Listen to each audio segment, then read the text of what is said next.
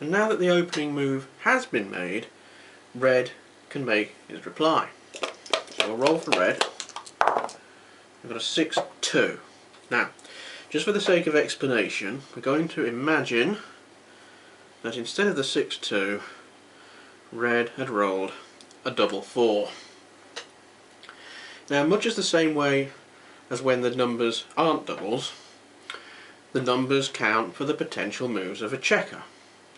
In this case, 4 spaces, just as before. So, red might start his move 1, 2, 3, 4, and for his other number on the dice, let's say he moves this one as well, 1, 2, 3, 4 to here. But as it's a double, there are actually 2 more moves to make. Whenever a player rolls a double in backgammon, there are actually 4 moves. 4 moves of whatever number value is shown on the dice. As this is a double 4, we've already made 2 of the moves. We still have 2 to make. 2 moves of 4 spaces. So we'll make those. 1, 2, 3, 4. And another 4. 1, 2, 3, 4. Of course, it could have been any potential move of 4 spaces. So if we put these back to where they were, red could have moved, for example, 1, 2, 3, 4, 1, 2, 3, 4, 1, 2, 3, 4, and 1, 2, 3, 4. So, just as it is with normal dice, same rules apply. You move the pieces, the number of pips on the dice, but in the case of a double, you do it twice. 4 lots of whatever value is shown on the dice. And continuing the theme of showing the correct move for each position, which we will go into the reasons shortly, the correct move for red with a double 4 in this position is what we did initially. 1, 2, 3, 4, 1, 2, 3, 4, 1, 2, 3, 4, and 1, 2, 3, 4.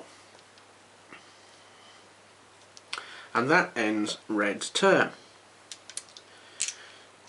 Now, before we go on to the next part, dealing with basic backgammon strategy, we'll just have a couple of words about the technicalities of actually rolling the dice and ending your turn. It's now black's turn, so we'll use black as the example here. As I've already discussed, in the dice cup, cover it over 2 or 3 good shakes and a roll. Here's the important parts. Each player always rolls to the right side from their perspective of the board. So for black, who would be sitting here, will always roll to this side of the board.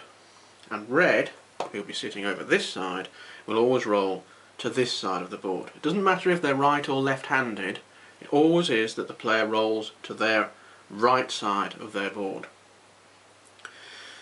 So the roll is made. We're going to make black's roll here, as it's his turn.